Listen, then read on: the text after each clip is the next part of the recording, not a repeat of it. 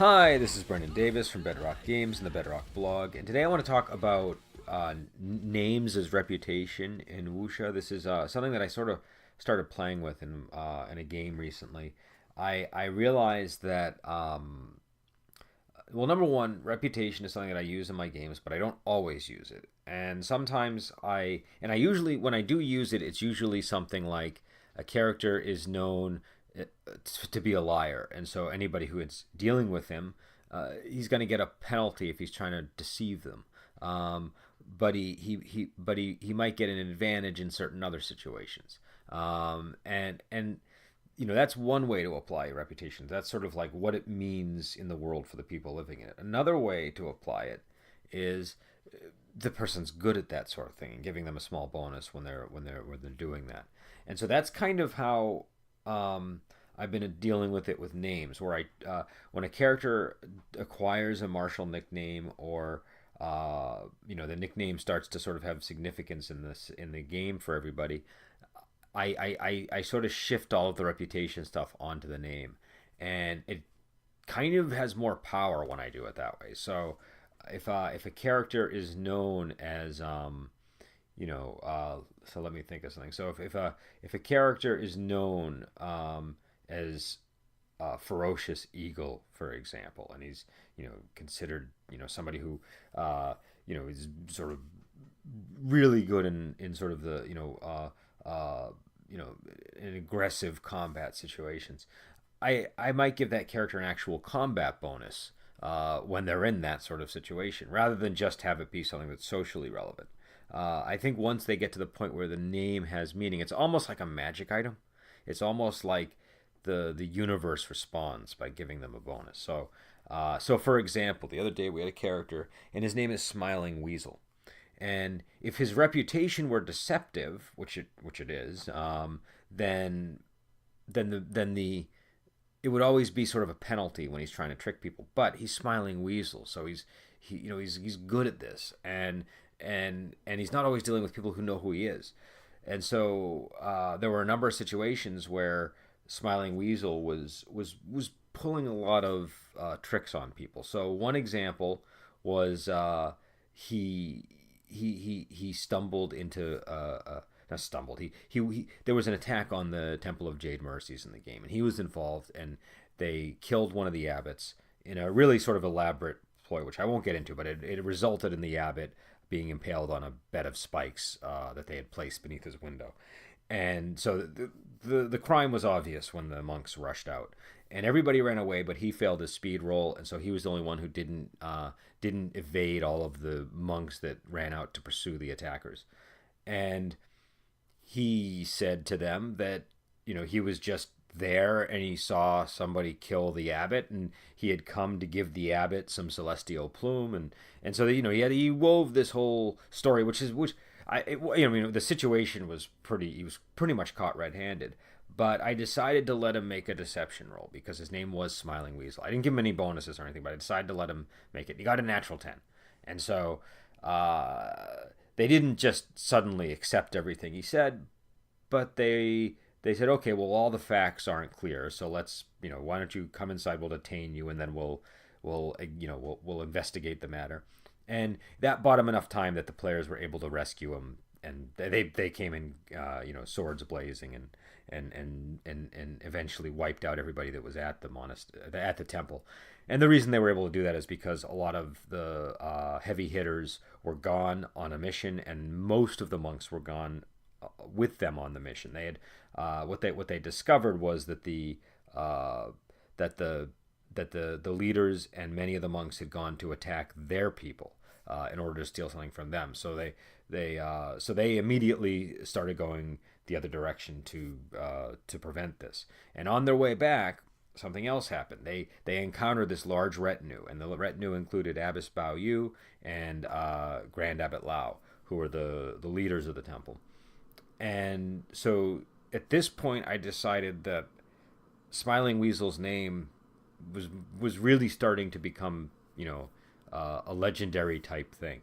And so I gave him bonuses in a couple of key situations when he was trying to be deceptive. And so again, this is the application of reputation. Now keep in mind, this might sound like, oh, I'm just giving him all this stuff, but there's a downside to being Smiling Weasel. I mean, people who know you're Smiling Weasel will be wary around you. But I like the idea of a martial name acquiring sort of legendary meaning and actually having impact on the world. There were quite a few different things that happened, but there were two notable ones. First, the the monks and the abbot and the abbess camped, and they were in a good mood. They were celebrating. They had hired musicians. They were playing music. They were drinking, and Grand Abbot Lao was talking about how they just extinguished 90% of the 87 killer sect, which is the player's sect. So they're one of the characters was able to hear this from a nearby grove, and so things are so the players were filled with a sudden desire for revenge, and they decided to be clever about it. And so this player, he's also gifted with poison, so he decided to sneak into the camp and pretend to poison the not pretend to actually poison they were drinking from a large clay wine vessel, and so he was going to go and poison that and try to poison some of the food. And they just so happened to have some robes from the Temple of Jade Mercies because of their previous venture and because of a messenger they had taken. And so he put on the robe. He tried to disguise himself like a monk of the temple.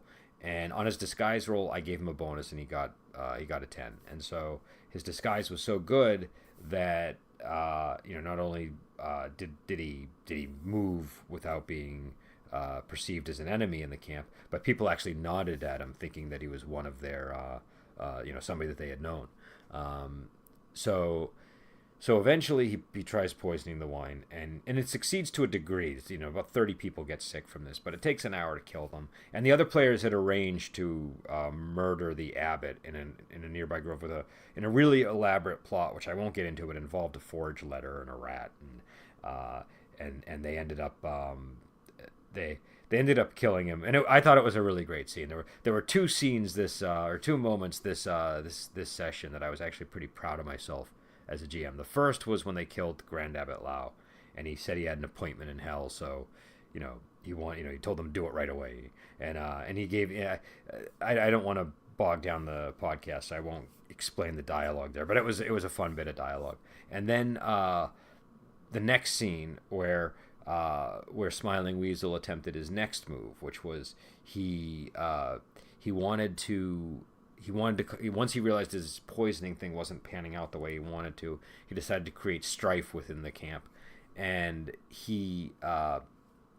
there's a technique called master teaches student. It's based on all those moments in Wuxia or kung fu movies where like a master takes a stick and sort of treats his disciple like a marionette, causing them to attack. And there's a great scene like this in Dirty Ho with Gordon Liu and Kara Hui, where he sort of uses her as an intermediary for his own kung fu, and so it's a great way of sort of deceiving people and making them think they're fighting a great master. But Smiling Weasel had a different idea. He decided to use it to get one of the nuns to attack the nearby abbess, and so again I did give him a bonus on this one. And so it was actually, no, I didn't give him a bonus on this one. I'm sorry, I did not give him a bonus on this one. But I did decide that this sort of cemented the legendary status of the name. This was like the cherry on top for it. So he used Master Teacher's student to have one of the nuns attack the abbess, and so the nun attacks the abbess, and the abbess looks at her and said something like, "Oh, Zhao Li, a tiger never changes its spots, does it, or its stripes, does it?" And it was a cool little moment in the game. And though I'm very I'm stumbling to sort of to describe what happened.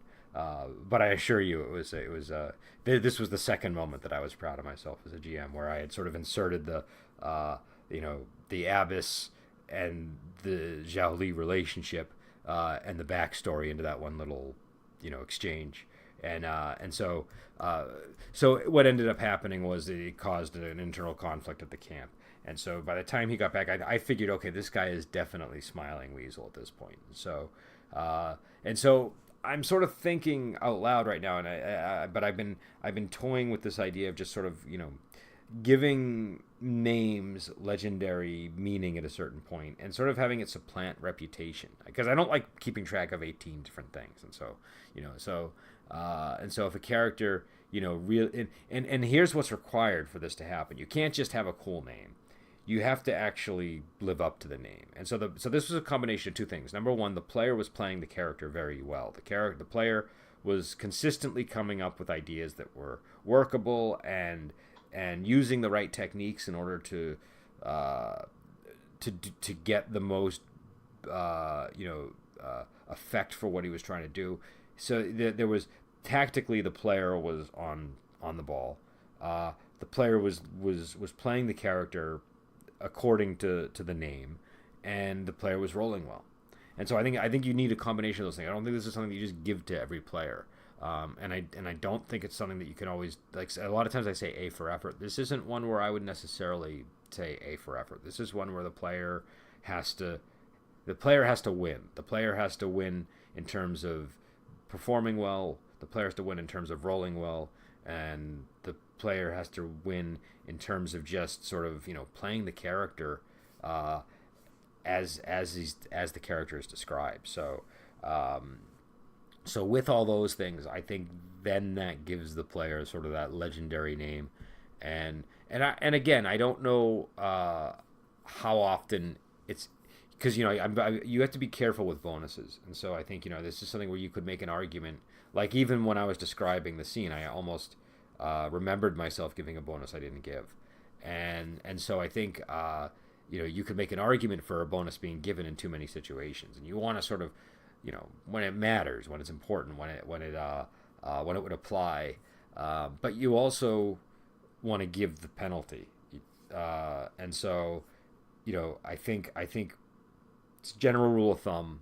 My approach is, for every bonus, there should you should try to counterbalance that with a penalty at some point. Just make a mental note. Okay, he got a bonus in this situation, so down the road I probably need to make a point of remembering. Unless you can just consistently apply it each time. Depends on how on the ball you are as a GM, and how much you're going for sort of I'm simulating a real world versus I'm just dramatically responding to things, and so I tend to reside little in the middle there.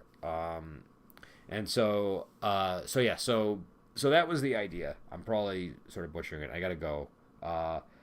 But it we'll see when I type it out. Again, this is stuff I was just thinking about, so I don't have it totally fleshed out.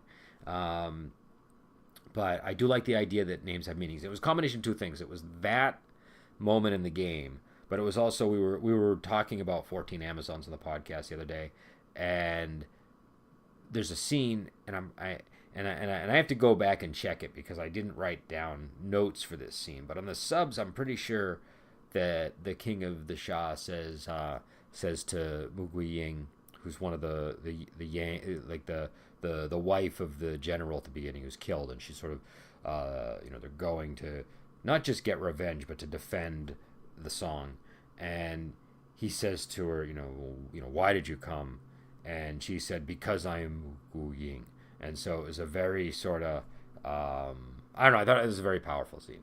And I'm probably misremembering the exact wording, but it was a really cool moment. And just the fact that, and again, that's a situation where it's not even a martial name, it's just that her name has so much power at that point. And I think that it could apply to a character like that. It doesn't have to be, oh, the character has this nickname, so the nickname, and you could have a character name,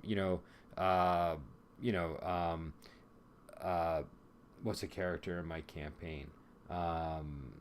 Shen Chun. Shen Chun has that name has meaning in the setting. So you could say that name has a legend, and obviously the details of my campaign, if you've been following it, are more convoluted than that because of the time travel. But that aside, Shen Chun is a name, when people hear it, they know who that is, and so I think, all of the things that Shen Chun embodies, when he's fully embodying that name, you could give him a bonus, and so that's the idea. That's the idea. It's a very sort of roundabout, meandering way to get to that point. So yeah. So I will let you go. I've been rambling too long, and I apologize if I'm all over the map today. I just woke up, and I'm about to do my other podcast with Adam. We're going to talk about Babylon 5. So I'll post this after that, though. So but this week we are going to be talking about the Shadow Whip on Friday. So go on Amazon, check out the Shadow Whip with Cheng Pei Pei. It's a really good movie. Well, I like it. I think it's a classic film. And it's cool because it's got a whip. She's got a whip as her weapon in this one, like a real whip, not like a hard whip or something. And I think that's you see them once in a while in these movies. There's a whip in 14 Amazons, and there's a cool whip character in the Detective D movie, but it's not something you see a whole lot of. And I think it gets used differently in this film. And I don't know, it's just kind of it's a cool location. It's kind of got one foot in the sort of the earlier age of Wuxia and one foot in the newer age. It's not for everybody. It's one of these Wuxia movies. It's got a musical number in it. There's a few of those. Cheng Pei Pei. I think I can at least think of 3 movies that she was in where song just kind of breaks out. But yeah, so I would definitely say, go on Amazon, check it out. If you don't like it the first 10 minutes, then don't watch it. But I think it's a fun movie, and it'll be cool if you watch it and then you come and listen to the podcast, or listen to the podcast and decide if you want to watch it. We might be short a couple of hands this Friday, so it might just be me and Adam, or me, Adam, and Kenny. I'm not 100% sure, but we'll still talk about the Shadow. Even if it's just me, I'll talk about the Shadow Whip. So yeah, so we'll be back on, and we will talk to you later.